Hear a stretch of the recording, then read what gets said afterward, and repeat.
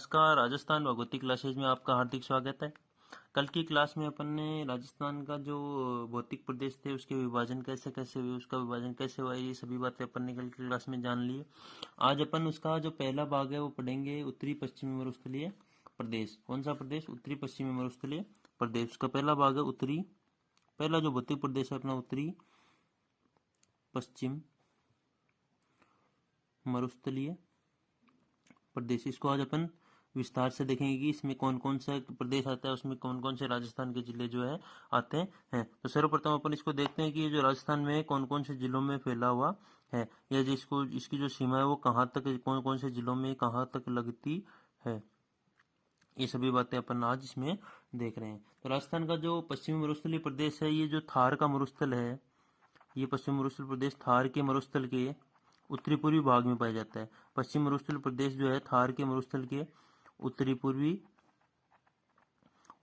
भाग में पाया जाता है। अगर बात करें थार के मरुस्थल की लंबाई और चौड़ाई की, तो थार के मरुस्थल की जो लंबाई होती है 644 किलोमीटर होती है, और चौड़ाई की बात करें थार के मरुस्थल की तो होती है 300 किलोमीटर। अगर थार के मरुस्थल की लंबाई और चौड़ाई की बात करें, थार के मरुस्थल की लंबाई जो होती है 644 किलोमीटर होती है, और चौड़ाई होती है 300 किलोमीटर लगभग।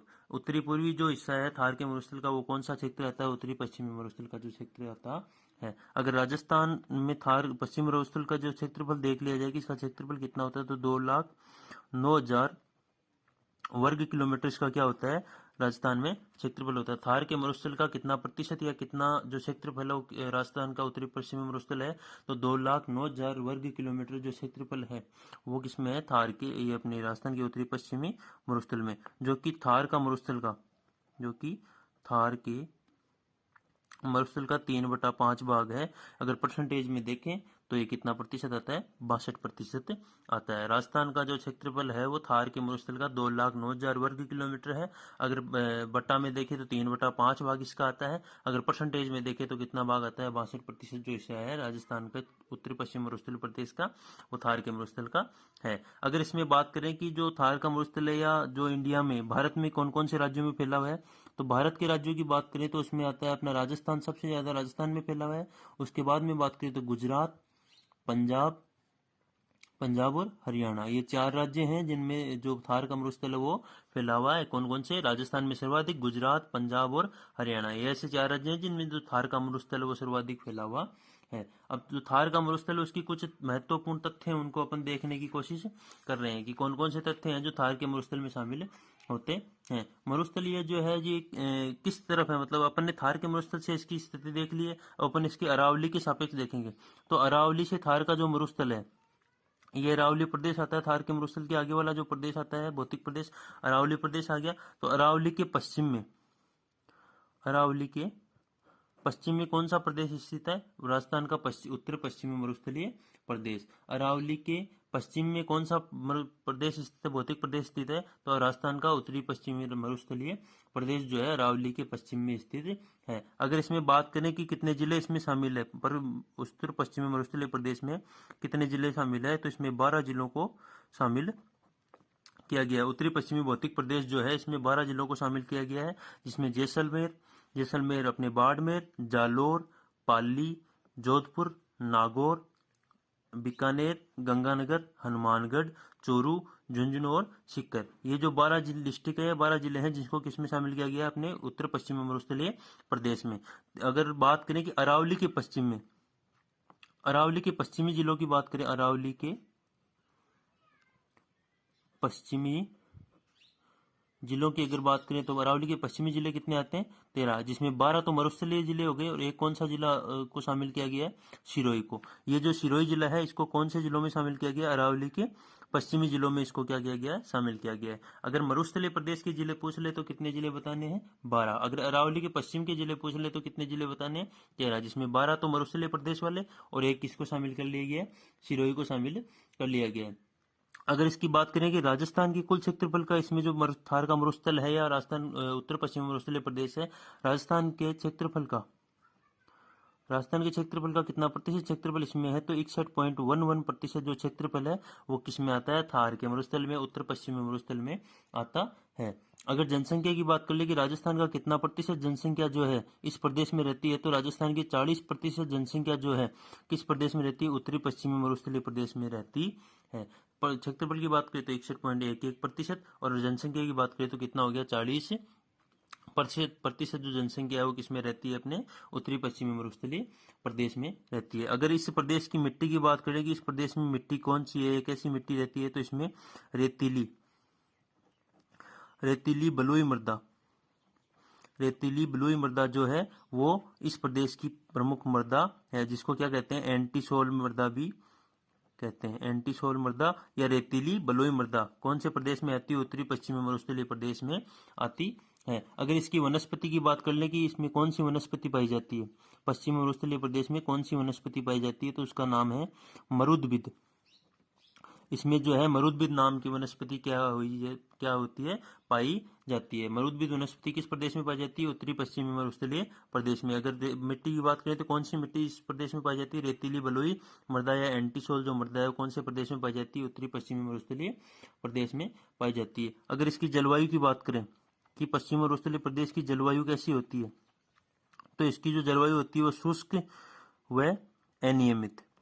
इसकी जो जलवायु होती है शुष्क व अनियमित प्रकार की जो जलवायु कौन से प्रदेश में पाई जाती है, अपने उत्तरी पश्चिमी भौतिक प्रदेश में पाई जाती है। अगर प्रमुख फसल की बात कर लें, किसकी प्रमुख उत्तर पश्चिमी भौतिक प्रदेश की प्रमुख फसल की बात कर ले, तो उसमें शामिल किया जाता है बाजरा, मोठ, ग्वार और कुछ रूप से गेहूं को भी शामिल कर लिया जाता है, जिसमें बाजरा, मोठ, ग्वार और गेहूं को शामिल कर लिया जाता है। क्योंकि जो पश्चिम मरुस्थलीय प्रदेश है, इसका जो जिला है गंगानगर, इसको धान का कटोरा भी कहा जाता है, इसलिए इसमें गेहूं को भी शामिल किया गया है। मुख्यतः अगर देखा जाए तो बाजरा, मोठ और ग्वार को शामिल इसमें प्रमुख फसलों में शामिल किया जाता है। ये अपन ने देखा है कि कौन कौन सी जो प्रमुख चीजें हैं जो एग्जाम्स में बार बार पूछी जाती है पश्चिम मरुस्थल के संदर्भ में, वो अपन इसमें देख रहे हैं। अगर इस प्रदेश की वर्षा की बात करें कि यहाँ वर्षा जो होती है कितनी होती है, तो यहाँ जो वर्षा होती है 0 से लेकर 50 सेंटीमीटर तक जो वर्षा होती है वो उत्तर पश्चिमी मरुस्थलीय प्रदेश में होती है। वर्षा की बात करें तो 0 से लेकर 50 सेंटीमीटर तक की जो वर्षा है वो किसमें होती है, उत्तरी पश्चिमी मरुस्थलीय प्रदेश में। अगर इस प्रदेश की औसत ऊंचाई की बात कर ले कि इस प्रदेश की औसत ऊंचाई कितनी है, तो इस प्रदेश की औसत ऊंचाई जो आती है 150 से 300 मीटर अगर ऊंचाई लेते हैं तो वो होती है अपने उत्तर पश्चिमी मरुस्थलीय प्रदेश की। इस प्रदेश उत्तर पश्चिमी मरुस्थलीय प्रदेश की अगर औसत ऊंचाई की बात कर ले तो आती है 150 से 300 मीटर, और अगर इस वर्षा की बात कर ले 0 से 50 सेंटीमीटर। इसके राजस्थान का क्षेत्र, थार के मरुस्थल का कितना प्रतिशत क्षेत्र राजस्थान में है, तो 2,09,000 वर्ग किलोमीटर जो क्षेत्रफल है वो किसमें आता है, राजस्थान में आता है। अगर इसकी ढाल की बात कर ले कि इसका सामान्य जो ढाल होता है, किसका, उत्तरी पश्चिमी मरुस्थल प्रदेश का सामान्य जो ढाल होता है वो कौन सी दिशा से कौन सी दिशा में होता है, तो सामान्य ढाल अगर बात कर ले तो इसका सामान्य ढाल होता है पूर्व से पश्चिम की तरफ। किस तरफ, पूर्व से पश्चिम की तरफ। उत्तर दिशा से देखें तो उत्तर से दक्षिण की तरफ।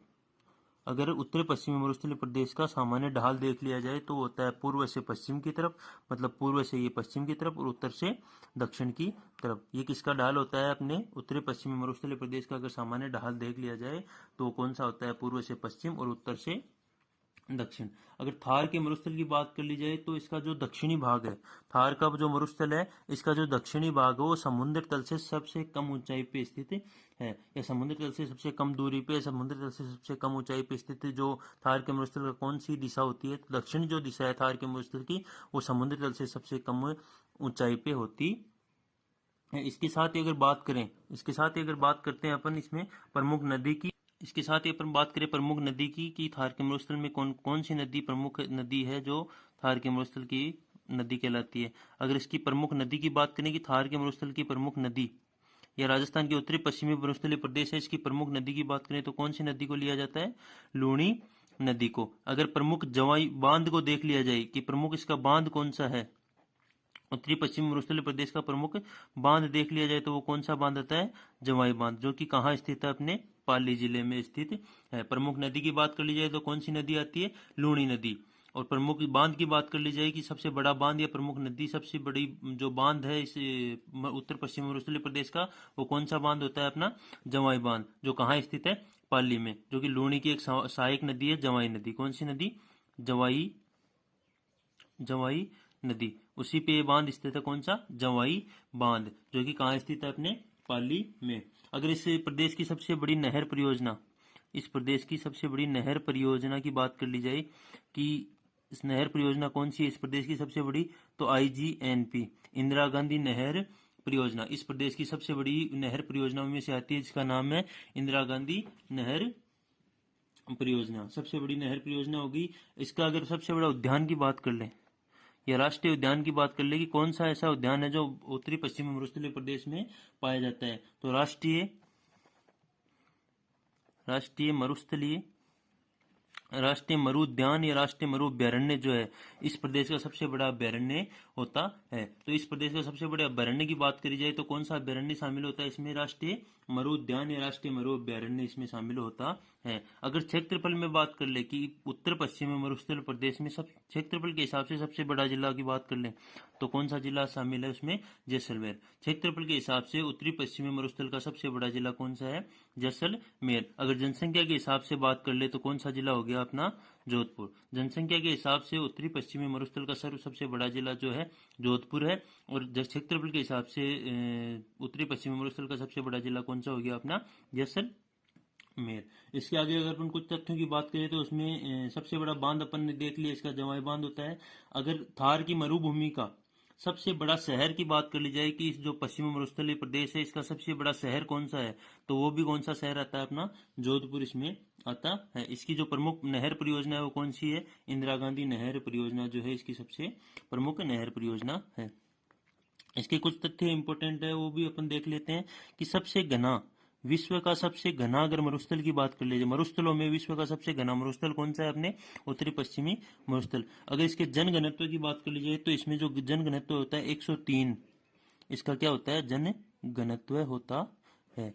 तो विश्व का सबसे घना मरुस्थल की बात करी जाए कौन सा मरुस्थल होता है? तो उत्तरी पश्चिमी मरुस्थल। अगर सबसे युवा मरुस्थल की बात कर ली जाए, किसकी सबसे युवा मरुस्थल, किस मरुस्थल को बोला जाता है? उत्तरी पश्चिमी जो मरुस्थलीय प्रदेश है इसको सबसे युवा मरुस्थल या थार के मरुस्थल को सबसे युवा मरुस्थल बोला जाता है। तो सबसे नया मरुस्थल या नवीनतम मरुस्थल जिसको क्या कहा जाता है? और युवा मरुस्थल भी कहा जाता है। अगर सर्वाधिक जैव विविधता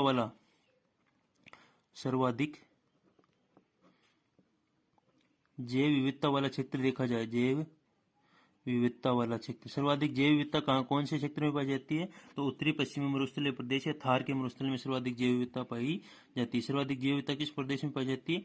उत्तरी पश्चिमी मरुस्थलीय प्रदेश में। तो राजस्थान का ऐसा कौन सा भौतिक प्रदेश है जहाँ सर्वाधिक जैव विविधता पाई जाती है? तो उत्तरी पश्चिमी जो मरुस्थलीय प्रदेश है राजस्थान का, से पहला जो मरुस्थलीय प्रदेश अपन पढ़ रहे हैं वो सर्वाधिक जैव विविधता से युक्त मरुस्थलीय प्रदेश है। सबसे युवा मरुस्थल की अगर बात करी जाए तो थार के मरुस्थल में लिया जाता है या उत्तरी पश्चिमी मरुस्थलीय प्रदेश को लिया जाता है। इसका जो प्रमुख उद्यान या अभ्यारण्य देखा जाए तो होता है राष्ट्रीय मरु उद्यान या राष्ट्रीय मरु अभ्यारण्य इसमें लिया जाता है। अगर इसकी बात करें कि सर्वाधिक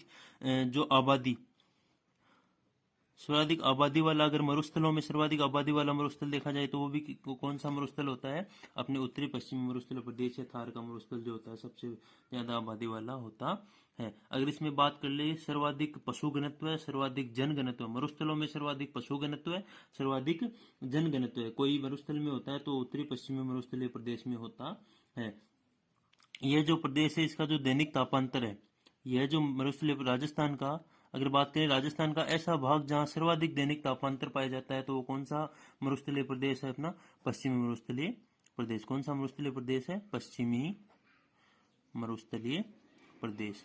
तो अगर राजस्थान में सर्वाधिक तापांतर की बात कर ली जाए किस भौतिक प्रदेश में पाया जाता है तो वो पाया जाता है अपने पश्चिमी मरुस्थलीय प्रदेश में। राजस्थान का सर्वाधिक क्षेत्र जहाँ जनसंख्या या राजस्थान का ऐसा क्षेत्र जहाँ सर्वाधिक जनसंख्या निवास करती, राजस्थान का ऐसा क्षेत्र जहाँ सर्वाधिक जनसंख्या निवास करती है, सर्वाधिक जनसंख्या। राजस्थान का ऐसा भौतिक प्रदेश जहाँ सर्वाधिक जनसंख्या निवास करती है, तो वो कौन सा भौतिक प्रदेश है? अपना पश्चिमी मरुस्थलीय प्रदेश, जहाँ जनसंख्या का 40% जो भाग है वो कहाँ पाया जाता है? अपने पश्चिमी मरुस्थलीय प्रदेश में पाया जाता है। यह जो प्रदेश है अरावली के पश्चिम में स्थित है, इसलिए अरावली का जो वृष्टि छाया प्रदेश है वो भी किस प्रदेश को कहा जाता है? अपने पश्चिमी मरुस्थलीय प्रदेश को। इसको क्या कहा जाता है?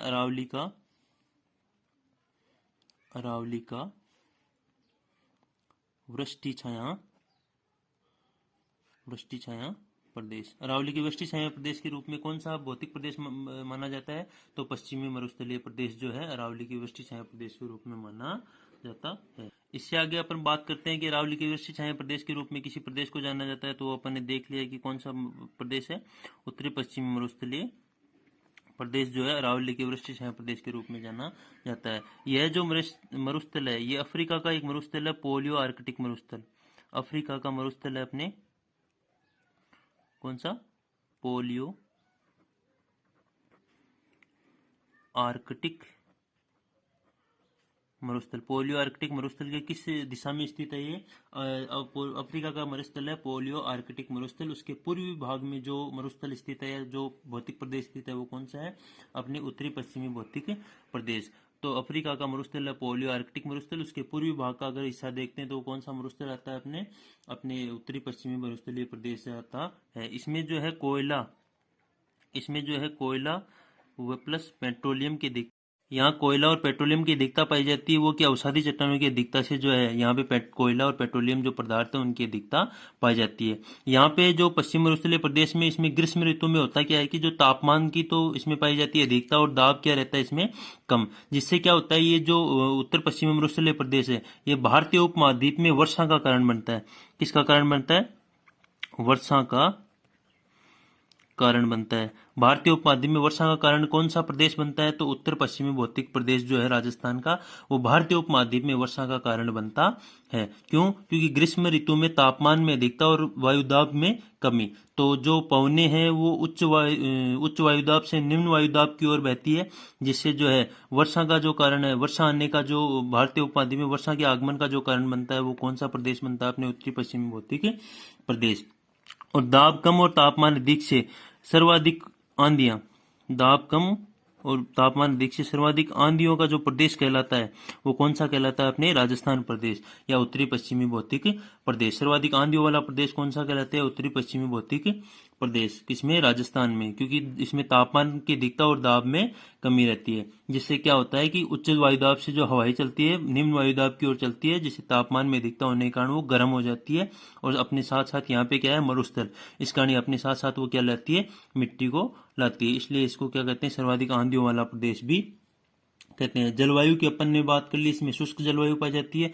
वर्षा, अगर वर्षा की बात करें इस क्षेत्र में वर्षा बहुत ही क्या पाई जाती है? कम पाई जाती है। अनियमित रूप से इसमें क्या पाई जाती है?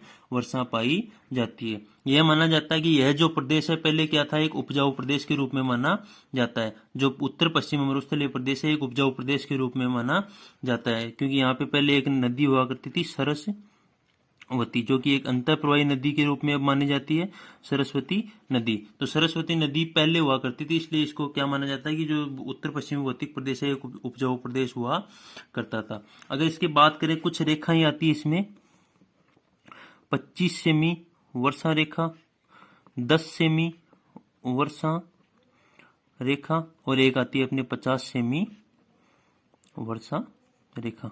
ये तीन ऐसी रेखाएं हैं जो राजस्थान के उत्तर पश्चिमी भौतिक प्रदेश का विभाजन करती है। इनको अपन समझने की कोशिश करते हैं कि 10 सेमी वर्षा रेखा कौन सी होती है, 25 सेमी वर्षा रेखा कौन सी होती है और 50 सेमी वर्षा रेखा कौन सी होती है। अगर सबसे पहले देखें अपन 10 सेमी वर्षा रेखा, तो 10 सेमी जो वर्षा रेखा है ये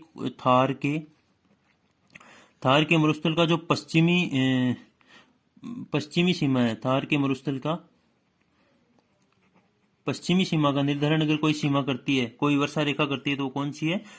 थार के मरुस्थल की पश्चिमी सीमा का निर्धारण करने वाली है उत्तरी पश्चिमी प्रदेश है, जो उसका पश्चिमी सीमा का निर्धारण करने वाली जो रेखा है या वर्षा रेखा है वो कौन सी होगी? 10 सेमी वर्षा रेखा है। जो भारत और पाकिस्तान की, जो भारत व पाक की सीमा की क्या चलती है? सहारे चलती है। भारत और पाक की सीमा की सहारे चलने वाली वर्षा रेखा कौन सी है? अपने 10 सेमी वर्षा रेखा। जो राजस्थान के एकमात्र जिले जैसलमेर से होती हुई जाती है। राजस्थान के एकमात्र जिले जैसलमेर से होती हुई कौन सी जो वर्षा रेखा जाती है अपनी 10 सेमी वर्षा रेखा। तो ये जो 10 सेमी वर्षा रेखा है ये राजस्थान की केवल जैसलमेर से होती हुई जाती है, जिसमें केवल जैसलमेर जिले को क्या किया गया है, शामिल किया गया है। अगर दूसरी रेखा की बात करें अपन 25 सेमी वर्षा रेखा, कौन सी रेखा, 25 सेमी वर्षा रेखा, ये क्या करती है, उत्तर पश्चिमी मरुस्थल को, उत्तर पश्चिमी मरुस्थल को दो भागों में बांटती। उत्तर पश्चिम मरुस्थल को दो भागों में बांटने वाली रेखा कौन सी है अपनी,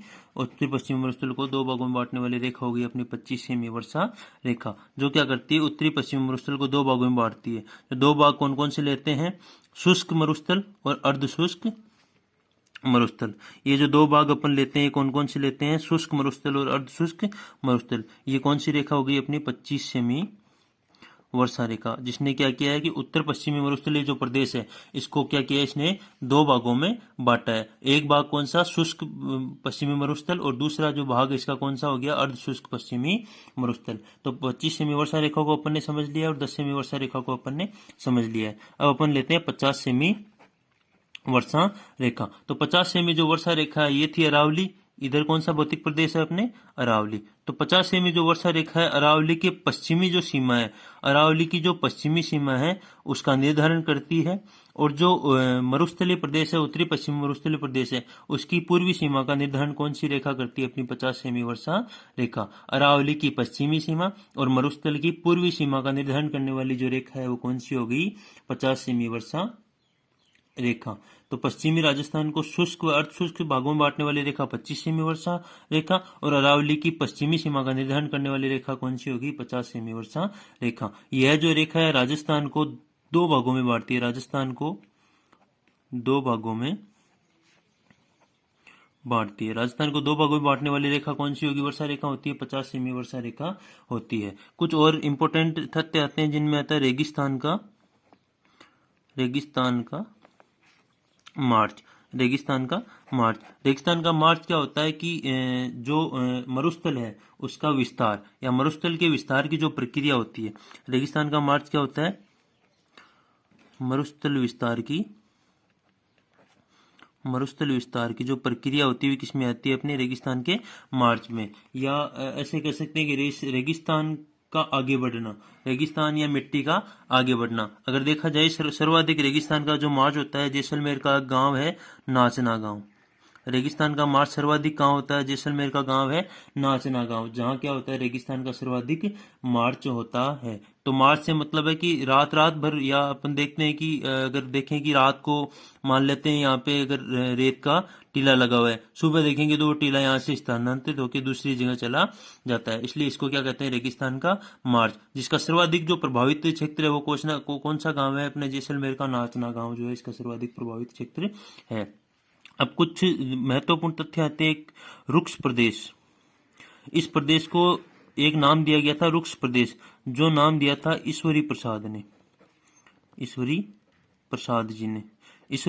जी ने जो उत्तर पश्चिमी मरुस्थलीय प्रदेश है इसको एक नाम दिया था, कौन सा प्रदेश, रुक्ष प्रदेश। ये भी एक महत्वपूर्ण तथ्य है जिसको याद रखना जरूरी होता है। रुक्ष प्रदेश किसने कहा था पश्चिमी मरुस्थलीय प्रदेश को, ईश्वरी प्रसाद जी ने। ईश्वरी प्रसाद जी ने क्या कहा था, रुक्ष प्रदेश। और एक दूसरा नाम और आता है इसका क्या, गुजरात्रा प्रदेश, गुजरात्रा प्रदेश। इस प्रदेश को कहा था ह्वेनसान ने, ह्वेनसान नाम के व्यक्ति हुए थे जिन्होंने इस प्रदेश को क्या कहा था, गुजरात्रा प्रदेश। तो इस प्रदेश को गुजरात्रा प्रदेश कहने वाले व्यक्ति कौन हो गए, ह्वेनसान, और रुक्ष प्रदेश कहने वाले व्यक्ति कौन हो गए, ईश्वरी प्रसाद शर्मा। तो ये दो प्रमुख तथ्य थे जिनको अपन ने देखा है। अगर बात करें राजस्थान के चारों भौतिक प्रदेशों में, सबसे कम जनघनत्व है या सबसे कम जनघनत्व वाला क्षेत्र कौन सा है या कौन सा भौतिक प्रदेश है, तो उत्तरी पश्चिमी जो भौतिक प्रदेश आता है अपना, ये राजस्थान के चारों भौतिक प्रदेशों में सबसे कम जनघनत्व वाला भौतिक प्रदेश होता है। अगर इसकी उत्पत्ति का कारण देखें कि जो मरुस्थल है इसकी उत्पत्ति का कारण क्या हो सकता है, तो शुष्कता में जो वृद्धि हो रही है या वर्षा की जो कमी हो रही है उसके कारण इस मरुस्थल का जो क्या है धीरे धीरे क्या हो रहा है, विस्तार हो रहा है। तो ये अपन ने मरुस्थल, जो मेन रूप से मरुस्थल है उत्तरी पश्चिमी मरुस्थलीय प्रदेश, उसकी जो प्रमुख बातें थी उन सभी बातों को अपन ने क्या किया है, समझ लिया है। अब अपन कल की जो क्लास है उसमें मरुस्थल को अलग अलग भागों में बांटेंगे और उस मरुस्थल को उस भागों के हिसाब से पढ़ेंगे। धन्यवाद।